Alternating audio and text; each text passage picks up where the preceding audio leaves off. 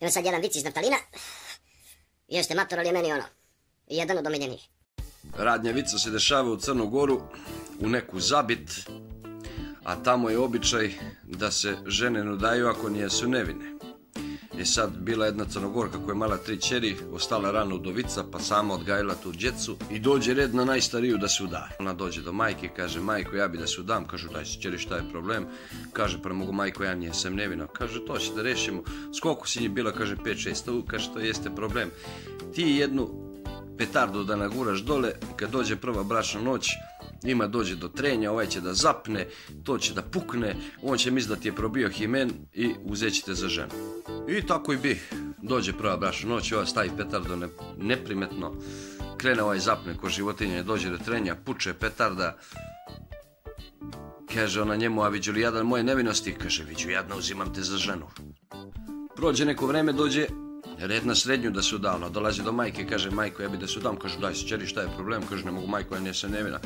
Kaže: skoliko si nje bila? Kaže: s jedno 20-30, nisam brojala. Pa to jest problem. Kaže: ti jedno burence baruta, kaže, da naguraš dole, kad dođe prva bračna noć, ovaj će da zapne, tu će dođe do trenja, ono burence baruta ima da eksplodira, on će misliti da ti je probio himen i uzet će te za ženu.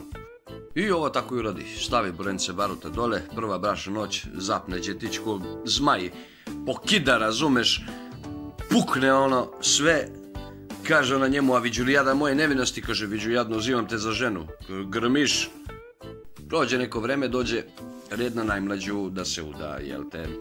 Dolazi najmlađa ćerka kod majke i kaže: majko, ja bi da se udam. Pa udaj se ćeri, šta je problem? Kaže: ne mogu majko, ja nisam nevina. Skoliko si njih bila? Kaže ćeri: pa posle jedno 150 sam prestala da brojim. Kaže: to jest problem. Kaže: ti ćeš ovako da poslušaš svoju staru majku, da naguraš jedno parče dinamita dole, kad dođe prva bračna noć, ovaj će da zapne, tu će doći do trenja, to će da eksplodira, on će misliti da ti je probio himen i uzet će te za ženu. Tako i ovo uradi. Stavi parče dinamita dole pred prve bračne noći, ovaj lik krene, zapne, pokida, razumeš, pukne ono.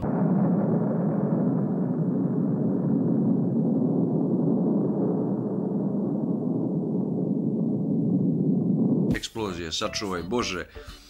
Sleže se dim u sobi, ona leži onako sva zadovoljna, kaže: a viđu li jadan moje nevinosti? A vidim jadna, a viđe li ti moje jaja neđe ovud?